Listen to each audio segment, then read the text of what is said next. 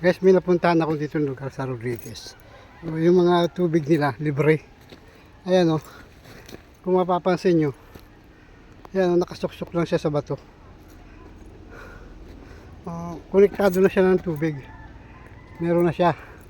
Ayan, makikita nyo, ayan o. Ayan o. Nakakabit lang sa bundok. Pero yung hose nila, yan, tumatakbo dun o. Yun, ang daming bahay dun. Bawang taro sa mga bahay. Yan, puro naka-house lang yan. Puro yung mga tubig nila. Nakakabit lang. Madami sila rito. Ganyan ng ano.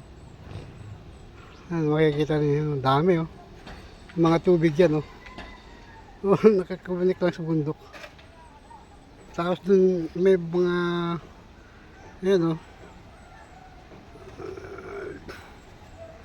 Kahit daw tag-init, maraming tubig dito.